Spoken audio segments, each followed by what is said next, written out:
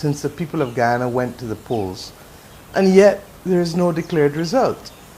From the very beginning, we have been clear and said consistently that every vote must count, and every vote must be made to count in a fair and transparent way.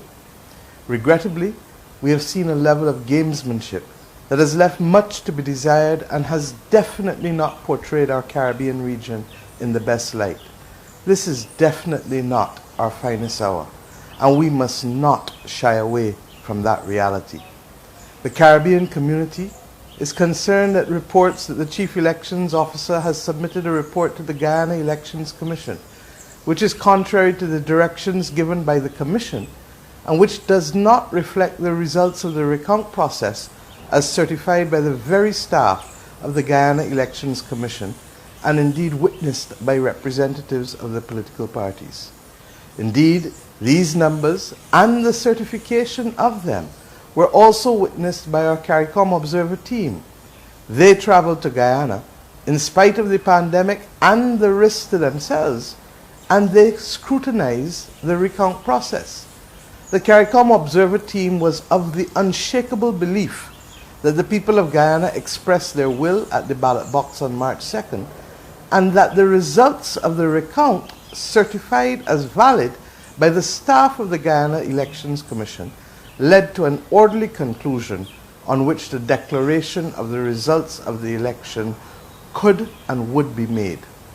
Therefore, we must ask, on what grounds and by what form of executive fiat does the Chief Elections Officer determine that he should invalidate one vote, far less over 115,000 votes, when the votes were already certified as valid by the officers of the Guyana Elections Commission in the presence of the said political parties?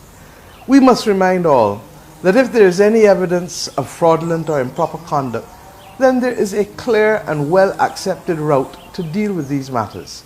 It is through an election petition to an election court.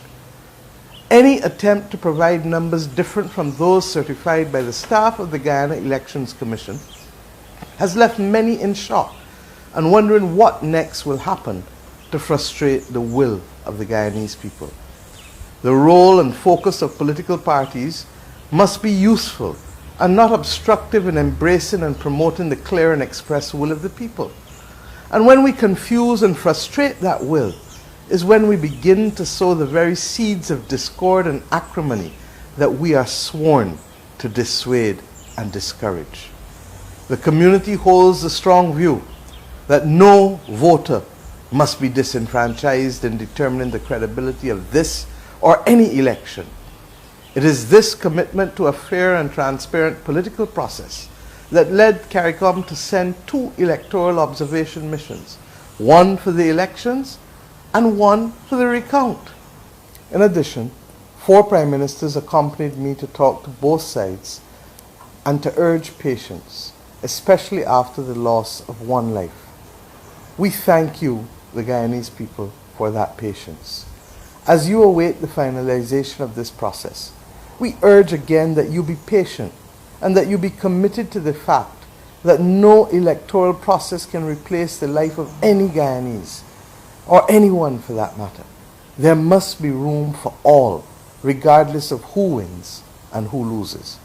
I assure you that the community remains committed to the people of Guyana and remains resolute that the report of its observer mission was very clear in its conclusions as to the will of the Guyanese people as reflected in the recount which they monitored.